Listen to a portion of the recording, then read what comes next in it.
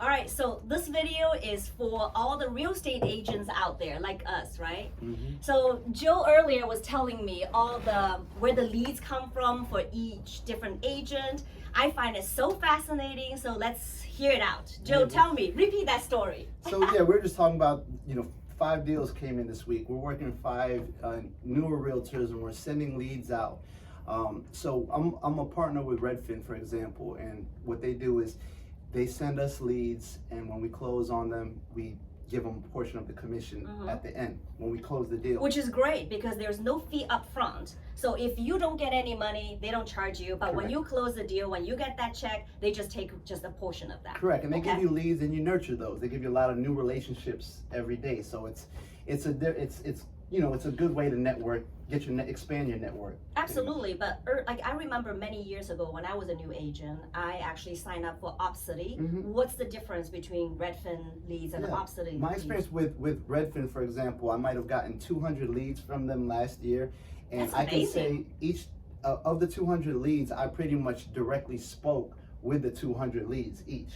Oh, so it's okay. not like they're just sending me a lead with here's a phone number and email and we had no discussion. It's a hot lead where maybe a representative had spoken to them 30 seconds ago. Okay. And then they send it to me and I talk with them very quickly. Fantastic. No difference like with at LPT Realty, they have homevalue.com and Zillow Premier Agents. Yeah. It's a hot connection. Yep.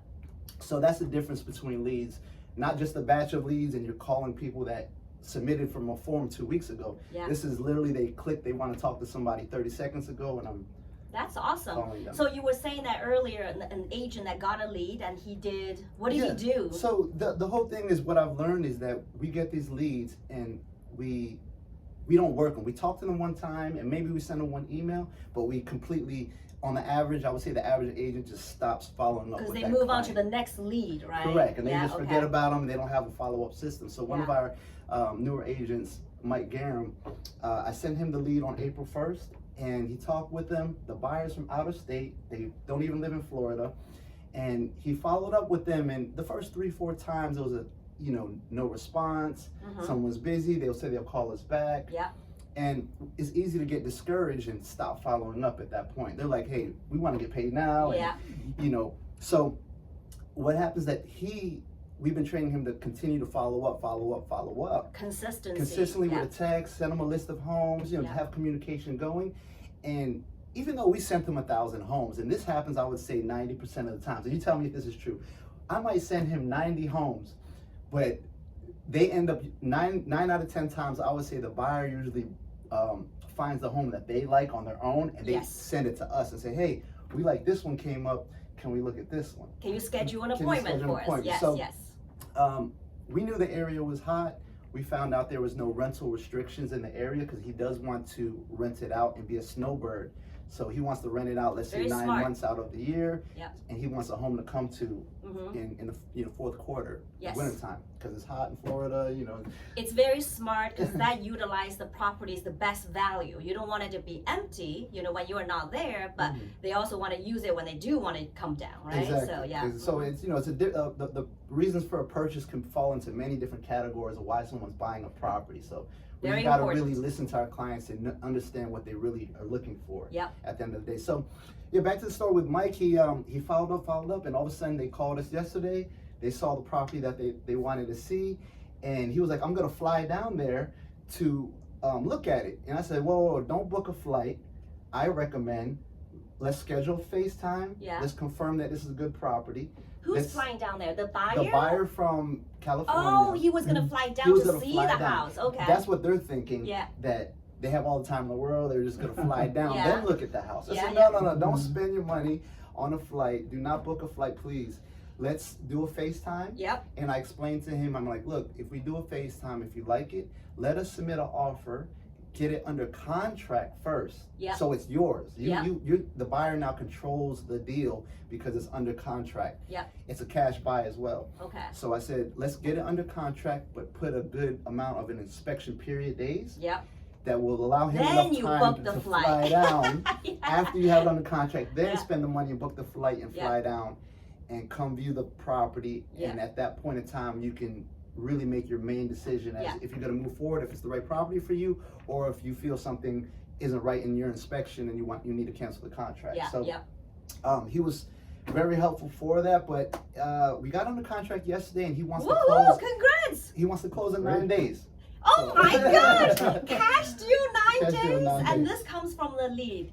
So I think the message here, at least from my, listen to the story, number one, be consistent and don't give up, which is very understandable because a lot of, buyers or sellers, when they first meet you, you have to spend time, invest the time to build a rapport. Yes. Because to most of them, us, like buying or selling a house is one of the biggest transaction of your lifetime, right? Yes. You're not gonna just go to a stranger, or if the stranger come approach you, you're gonna just trust them. Mm-hmm. So you gotta remember that if you were that buyer and seller, it's the same thing. You wanted to get to know this person, you want to know they know their job well, so they can either buy the best house for you or sell your house for the most money. Mm-hmm. So don't give up.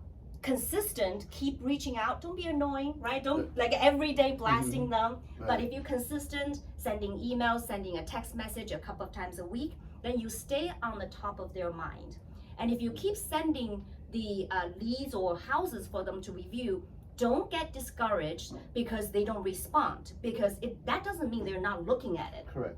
Some people are not very good at communicating. So they look. If you stop sending, then they forget about you. But if you keep sending, and one day when they find that house they love, they're gonna remember you. So they're gonna send to you, just like this one, right? Exactly. And then it falls into timing. Like, think about ourselves. How many times we might just be busy because we're holding our kids in our hand, or we're really cooking food and our phone rings.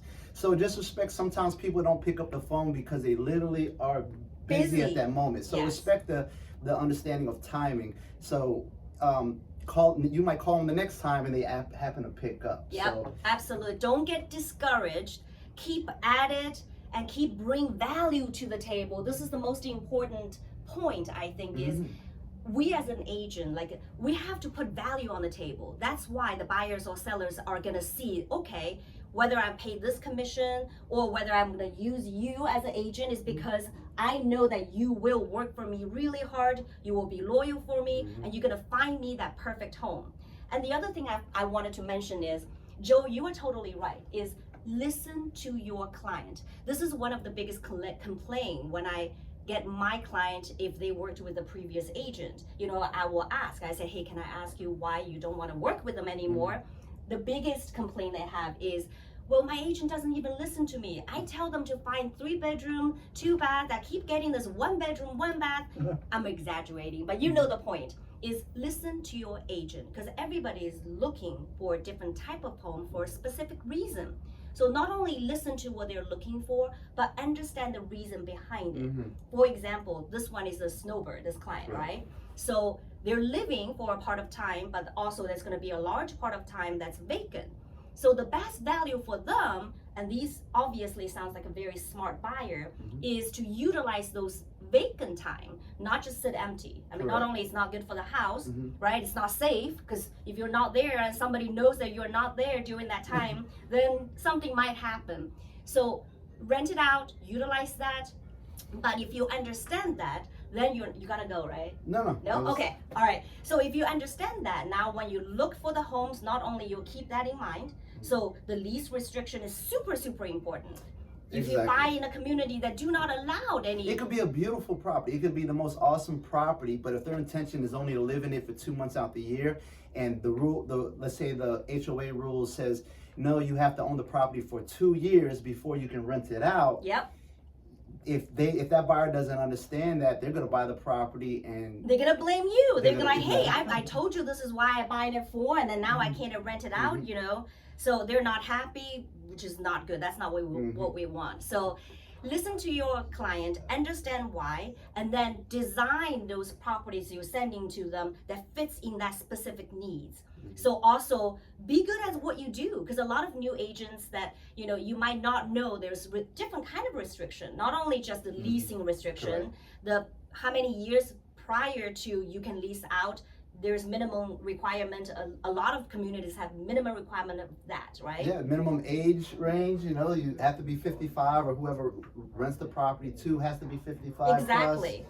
And some allow long-term or any type of lease, but some only some allowed short-term lease. So whichever one fits your client, you gotta listen, you gotta find property that fits there. So that's when you can almost guaranteed to get a successful story like Joe's story. Well, thank you so much. Anything you want to add? Thank you, Bay May and Mark. No, just hey, Joe Flores, Bay May, LPT Realty, Mark, we're here and just sharing our stories and our experiences to help you guys as consumers and agents. Let's all be successful together. Yes, right? All right. Bye. Awesome, look at that. You guys are amazing. Yes, totally organic. That was I love organic. it. We should do like more You know of what this you every do? time You when I should come do in. though.